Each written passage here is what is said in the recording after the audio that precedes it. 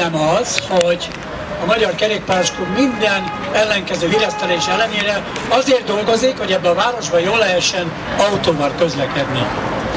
A sajtóanyag, amit odaadtunk önöknek, néhány számot mutat meg arról, hogy mennyivel jobb és biztonságosabb és gyorsabb és kellemesebb azon az úton autóval közlekedni, ahol egyébként sokan bicikliznek.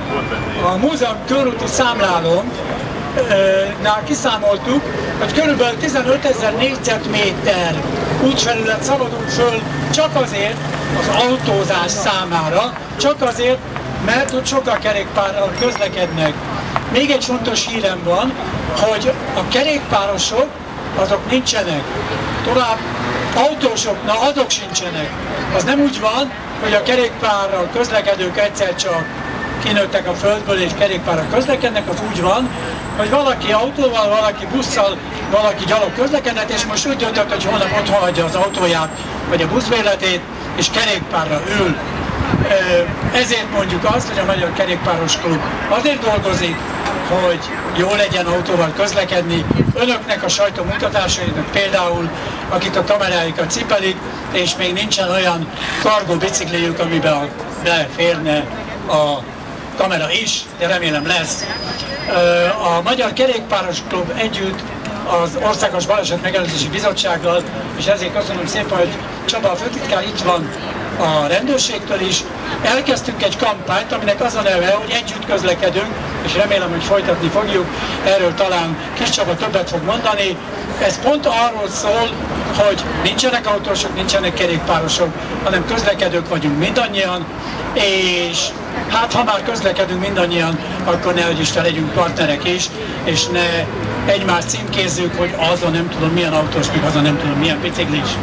Úgyhogy én ezt szerettem volna mondani, bárkinek állok rendelkezésre, aki kérdésekkel szeretne többet megtudni ezekről az információkról.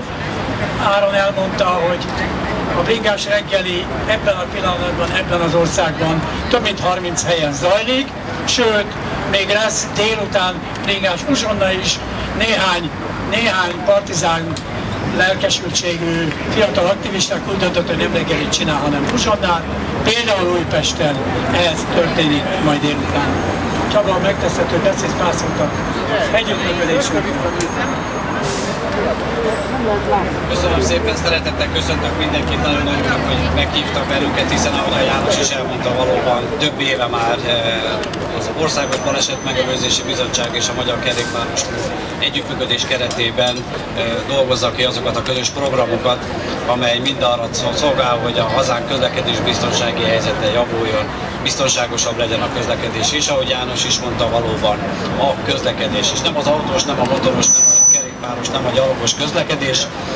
Úgyhogy mi is ezen vagyunk, tényleg öröm dolgozni a klubbal, hiszen olyan ötleteket hoznak, amely nekünk nem jutna eszünkbe, nem foglalkoztunk vele, nem gondoltunk rá, és ezen ötleteknek a megvalósítása viszont egy olyan kellemes sajtóvízhangot is hozott az életünkbe az elmúlt időszakban, és remélem, hogy a következő időszakban, amely ráirányítja a figyelmet a közös balesetmentes közlekedésre.